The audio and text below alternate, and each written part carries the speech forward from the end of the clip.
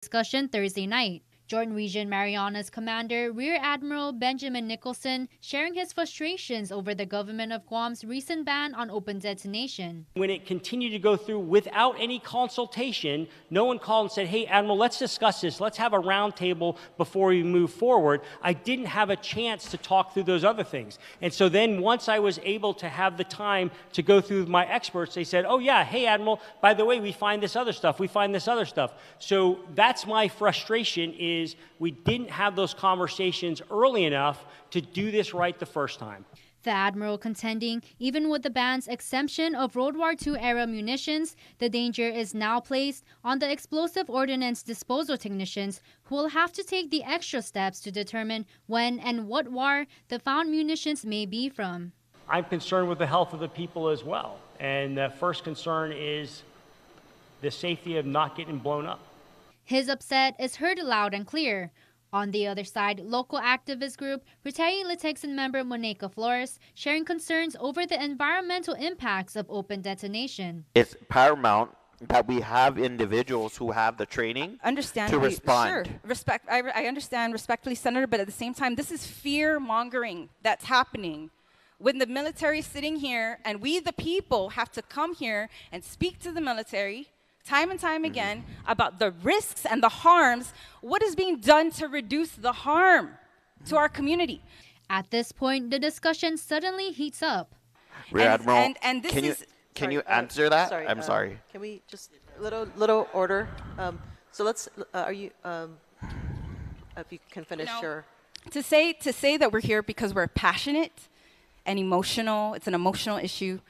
Undermines. I said passionate, not emotional. No, the Rear Admiral said it's an emotional issue at the beginning of his comments. Let's kind of limit. I think we're getting off topic as far as the. I agree. The stakeholders ultimately coming to a consensus only on the issue of safety, with the open detonation ban coming into effect on February 27th.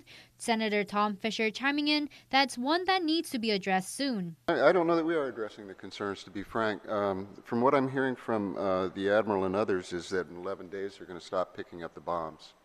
That is a concern. For now, a public hearing for Bill 35 to amend the ban is set for Monday, February 20th at 9 a.m.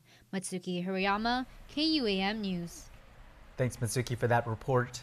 You can view the roundtable in its entirety right now. Just head over on to this story on KUAM.com.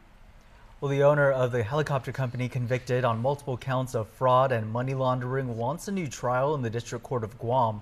Parties for defendant John Walker and the company Hanson Helicopter appearing virtually today before Chief Judge Francis Tarinko Gatewood. The company was accused of circumventing U.S. aviation safety regulations, all to boost their profits. Walker intends to request for a new trial, but defense is waiting for certain transcripts recorded during the initial trial to prepare their arguments. Parties will return to court at a later date. It was set in court today. Sentencing is also delayed until all post-trial motions are argued in court. A story we brought you overnight on KUAM.com. Here's the scene of a crash into Muning after a 30-year-old pedestrian was hit by a car. It happened at 6:43 p.m. along Route 14 Chalon San Antonio near the KFC restaurant. Authorities say the man was walking in the area when he was hit by a car. The car was towed away from the scene. The pedestrian was then rushed to the Guam Memorial Hospital to be treated for serious injuries. His condition remains unknown, but police say his injuries are not life-threatening. Now local Catholics will mark the start of the holy season of Lent next week, a time of sacrifice for the faithful. In his most recent pastoral letter, Vicar General Father Romeo Convocar said it's also a time for healing. In an extended message, he detailed the latest on the multi-million-dollar court settlement for decades of clergy child sexual abuse. The church will pay millions of dollars in restitution and transfer thousands of square meters in property. Nestor Lecanto now with a closer look at what the church is giving up. In his letter, the Vicar General said the list of real properties claimed is extensive and affects many parishes and schools, including some consecrated and historic spaces. A review of the court filing shows the following big-ticket properties: $3.5 million for Tamuning land leased to Take Care, $2.4 million for property at Father Dueñas Memorial School in Magalahigada, $2 million for the Chancery in Agana Heights, $1.8 million for the San Vittoria Shrine in Tumon, $1.7 million for property at St. Francis School in Jonia, $1.6 million for Our Lady of Blessed Sacrament Rectory in Agate, $1.6 million for the San Vicente School property in Barragata, $1.35 million for land at Our Lady of Lourdes Church in Jigo, $1.2 million for property at Santa Teresita Church in Manila, $1.05 million for the lease to the Seville Tang law firm in Hagåtña, $1.05 million for property at the Assumption Our Lady Church in Pidi, and $1 million at the Togcha Cemetery. The total for all properties is $28 million. Vicar General Convocar said, quote, "In the weeks to come, we sincerely hope and pray the new owners of the Chancery property and other church properties will be considerate of the sacred purposes and historical significance of these beloved and treasured structures." He's meeting with the parishes and schools to further discuss the property that will be relinquished and the process and timelines involved. Nestor Lecanto, KUAM News. Now to an effort out of the nation's capital proposing to address the shortage of healthcare professionals in Guam. Delegate James Moylan co-sponsoring the state's Handling Access to Reciprocity for Employment Act on SHARE. Moylan is now in Kwajalein, continuing his tour of the region with visiting delegates from elsewhere. He says the measure would help reduce the processing timelines to license a healthcare professional, including for those here in Guam. Moylan adding it would also ensure accountability and expeditious access to applicant information if there's a questionable history with their practice. Now to the island's capital, where the late Jose Pito Tovis Terlahi is remembered during his state memorial service held at the Guam Congressional Building earlier today. Friends, family, and former colleagues mourning together inside the session hall where Senator Terlahi worked to set public policy for the island. KUAM's Julian Hernandez has the story. Senator, mayor, and officer are just some of the titles that the island community knew whenever they think of the public service given by Zotnya native Jose Pito Tovis Terlahi. To his island, Terlahi made it his mission to make public safety a priority. For those who knew him personally, he was seen as so much more. When we first came in 1983 to Guam, immigrant, my oldest brother, they call him Big Joe, as the colleague friend, as a Pito, as a family, and our family got really close as a family.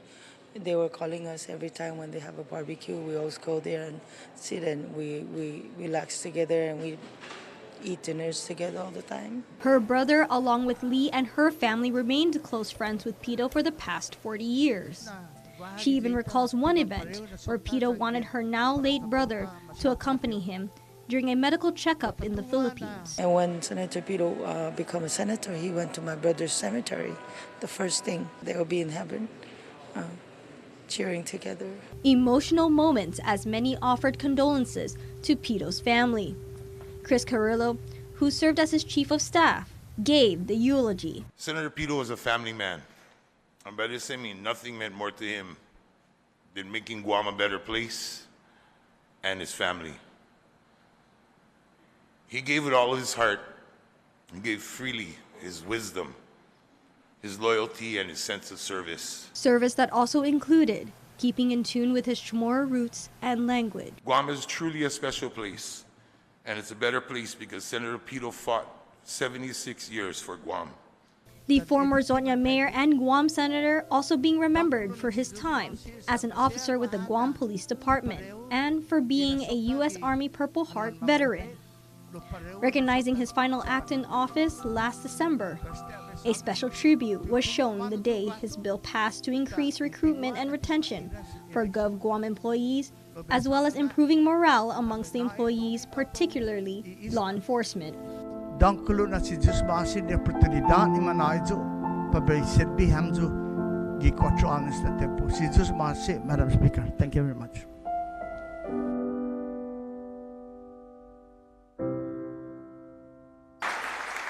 Julian Hernandez, KUAM News. Thanks, Julian. Our sincere condolences to the senator's family. Yes, our deepest condolences. Thank you, Julianne, for that coverage. We'll be right back. Hey, Fresco Fridays on KUAM News. Presented by Fresco Clothing, original custom design apparel of Guam and the Marianas. Located in Hagåtña, just across from the Gani Shopping Center. The wait is over, Guam. The all-new state-of-the-art car wash is now open at Cars Plus. Introducing Finish Line Express, open 7 days a week. The all-new cashless drive-through car wash is also the largest car wash on island that can accommodate vehicles such as lifted Jeeps and full-size pickup trucks. Just roll up, pick a wash, insert credit card, or show your EverWash app and roll through. Plus, power vacuums are available to clean the interior. Show your vehicle some love today at the all-new car wash at Cars Plus in Mighty. Open from 7 a.m. to 7 p.m. 7 days a week. I can't make that amount work right now. Mom, what is it? can I get new basketball shoes? We'll see. Can I please have $20 for my field trip? I don't know. Can I go to my friend's house after school? Anak, hindi pwede. We're all trying our best to make ends meet. The governor's child care programs are helping businesses and working families care for Guam's kids. This ad is paid for with funds administered by the Department of Public Health and Social Services. Visit guamchildcare.com to apply today. What you need to know from the Northern Marianas. Follow KUAM CNMI on Instagram for the latest regional headlines. Welcome back to Primetime. Well, the Guam Election Commission will be a party in the legal battle over the controversial Guam abortion law. With the overturning by the Supreme Court last year of the landmark Roe v. Wade case, jurisdiction over abortion laws is now back with individual states and territories. Last month, Attorney General Douglas Moylan filed a motion to vacate a 1990 Guam District Court order that stopped implementation of the abortion ban. That has set in motion a new legal showdown in federal court. But the abortion law also calls for a voter referendum, and that's where the Election Commission comes in. GEC Legal Counsel Vince Camacho. You are joined into this lawsuit because part of the law required the Guam Election Commission to conduct a referendum at the general election in 1990. And so you are a party because of that, that part of the law. I don't foresee us really getting engaged in the litigation because in reality it's just if they lift the injunction, we don't have a choice, right? So it's not like Guam Election Commission has a choice. It's if they don't lift it, we don't do anything. The board members approved having legal counsel Camacho represent them in court in their individual capacities as commissioners. The Roto Municipal Council is planning strict action to handle the stray dog population on the island. But the council is also facing some backlash for their recent announcement to enforce a law that's stating they can destroy unclaimed and unlicensed dogs. Regional correspondent Tomas Manglotña reports. Some people sounding off on how the Municipal Council plans to handle the stray dog population on Rota. There's too many complaints in regards to the safety of our community and our visitors at the same time, and it's just out of control. So we need to start somewhere. And that start coming under some fire after the council announced that starting this week, they will remove all stray dogs within the community due to the threat. Those dogs will be brought to a kennel in San Apollo, and if they're unregistered, owners will pay a $5 fine after 5 days, and the local law says unlicensed and unclaimed dogs in that time, quote, shall be destroyed by the Roto Municipal Council using the most humane procedure or means reasonably available. This one individual came up to me and he was complaining that he got chased. He was hiking, so he got chased by 5 stray dogs. So he really feared for his life. It's incidents like this that Atalik says motivated them to start enforcing the law. But not everyone is on board with the language or practice. I know the question is how you're going to do that. They will do it a humane way, you know. Like what? How? Like you're not gonna shoot the dog or? How Man, we have to do something, and I cannot really say out to the public what am I gonna do, but I'm gonna find a way to take care of the situation because it's out of control. One resident wrote to the mayor's office saying, "It's not their fault that some people are just so heartless and cruel to just dump them out on the street. Please open up a shelter instead and ask for volunteers to help." If it's your dog, that means you have the right to tie it in your property. Anything that is loose and it's in the community and it's a threat to the people and our visitors, we have to take care of it, you know. Otherwise, do you want to take care of the bill at the hospital? He says this is the last resort because of lack of funds for a dog control program or shelter. Tomas Maglonia, KUAM News, Rota. Thanks, Tomas. Well, 20 years since the Rotary Club of Guam broke ground for its September 11th Peace Memorial at Two Lovers Point. The club honored for its efforts to promote peace with a resolution by Senator Amanda Shelton. As February marks Peace and Conflict Resolution Month, the Rotary Club of Northern Guam was shown a token of appreciation for creating a safe place for the island. The memorial in Tumon dedicated to remembering the lives lost in the horrific events of 9/11, a place for those experiencing hardship to find solace. I was one of the victims for Korean Air crashed. My brother was on board, so I felt that remembering somebody that you don't know as a peacefully, it really touches my heart. So 7 years ago, when my friend approached me to join the ceremony of 9/11, it really inspired me very deeply that I should be involved and show our love and peacefulness for the Rotary. This year will mark the 22nd anniversary since the 9/11 tragedy hit our nation. It's a business affair, more like a business fair for the students of Mount Carmel School. The island's future business owners showing off their developing entrepreneurship today, from coming up with a business plan to the basics of generating profits, even drumming up a marketing campaign. Mount Carmel 6th through 8th graders got it covered. The students presenting more than 100 business ideas developed with their teachers and guardians, each concept judged by local professionals and leaders in the community. Among the businesses was 6th grader Elijah Mendiola's Eli's and Go, which looks to be Guam's first drive-in store. So my business is a car convenience store. So where basically you drive in, you tell me what you want, and I'll give it to you. So say this person wants Kool-Aid. While I'm getting the Kool-Aid, you'll be paying. I'll give you the item under 5 minutes. It'll be 5 minutes and under. So basically, I need $250,000 to start off this business. And I would need it for a big warehouse and all my employees. I would need to start with 3 employees. If you look inside here, I need one to restock the items, the one to give the cashier the items, and a cashier. Wow, I can't wait to see that business actually become a reality. I know. This is the school's 5th year of holding the annual fair, with MCS Principal Krista Augustine saying she's looking forward to holding it again. Well, no plans this weekend? Well, if not, then head down to the southern end of the island for a jam-packed event put on by the village of Inalahan and the Guam Visitors Bureau.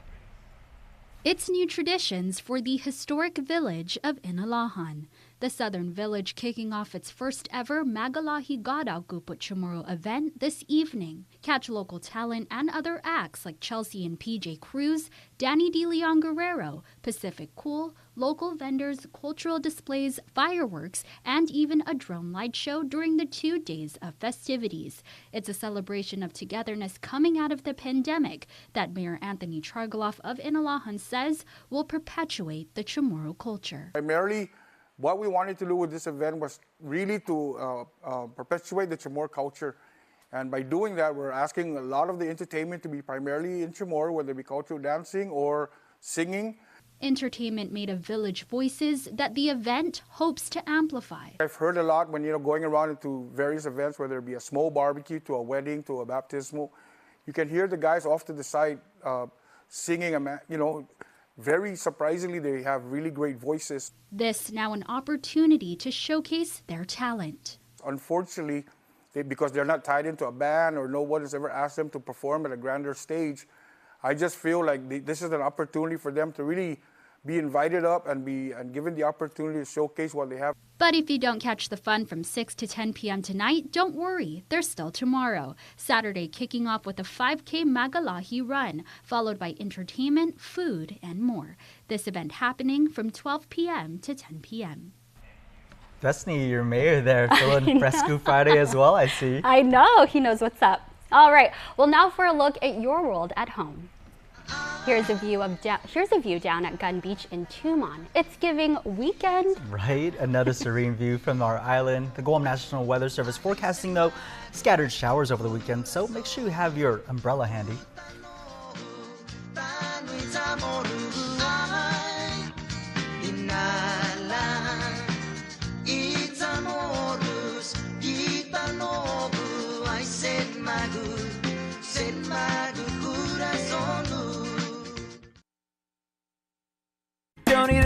break, keep the smile on your face.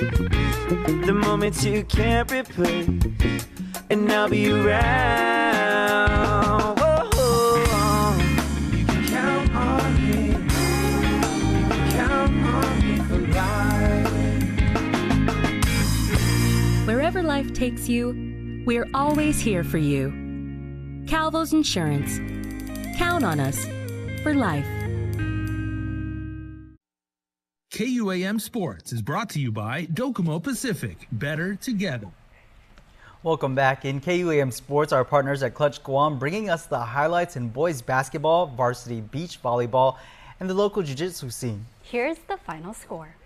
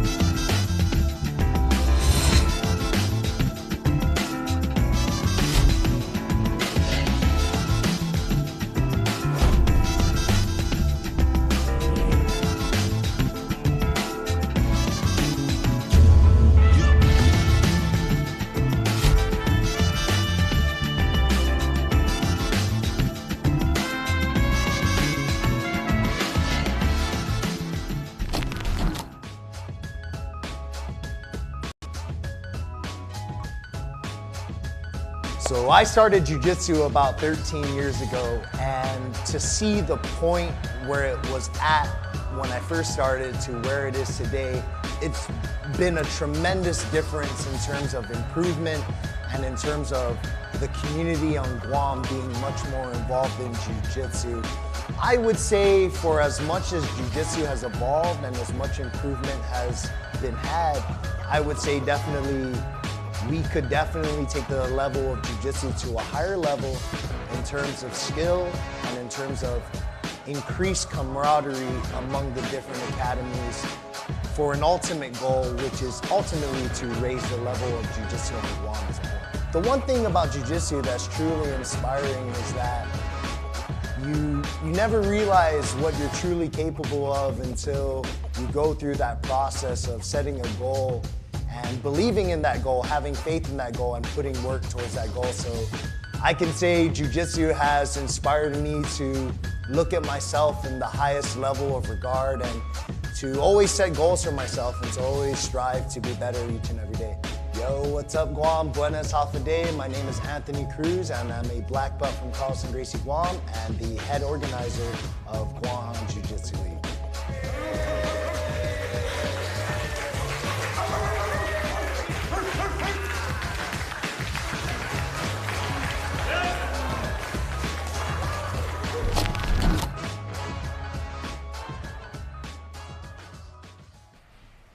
Watch the final score every Monday, Wednesday, and Friday right here on KUAM Sports. Well, your birthday shoutouts are up next. KUAM Sports is brought to you by Docomo Pacific. Better together.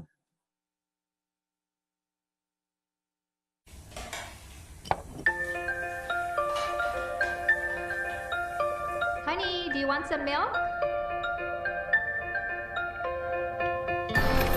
Do you ever wonder how your favorite products make their way into your local stores? Most arrive on state-of-the-art Matson vessels that transport containers of food, household items, equipment, and supplies into the islands every week. Because we know that you depend on us, we work closely with our partners to ensure that our shipments arrive on time, all the time, so you can find your favorite products when you need them. We transport the region's most precious cargo that supports successful businesses and promotes a better quality of life for our families. Matson is proud to have been the hometown shipping carrier for Guam, the CNMI, and Micronesia for the past 25 years, and you can count on us to be here for generations to come. Feed Me Fridays is brought to you by Devondale, real milk from free grazing cows. Half a day, everybody. My name is Curtis, and we are here at Perisco in Tamuning, right behind Ocopalis, for another episode of Feed Me Fridays, brought to you by Devondale. Let's go. Hi, can I get a blended toffee coffee? One blended coffee. Is regular milk and whipped cream okay? Yes. Thank you.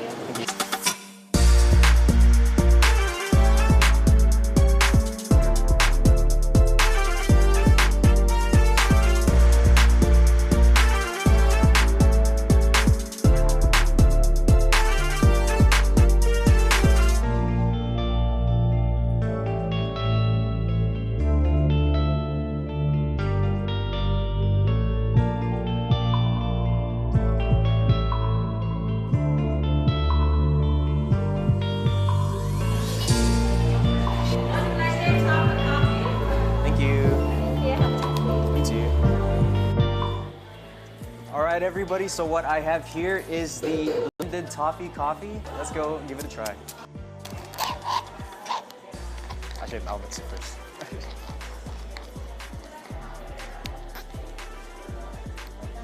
Wow, okay. It tastes really good. It's also really sweet. The sugars and the coffee is really waking me up right now.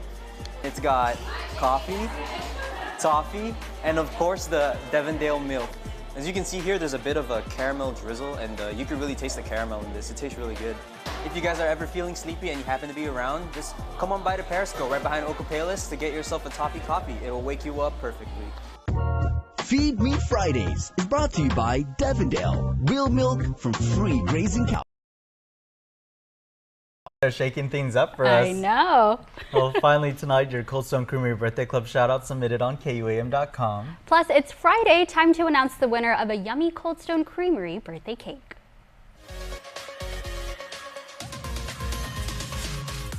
A very happy birthday to Brissa Rose Wallace, who celebrates her 4th birthday.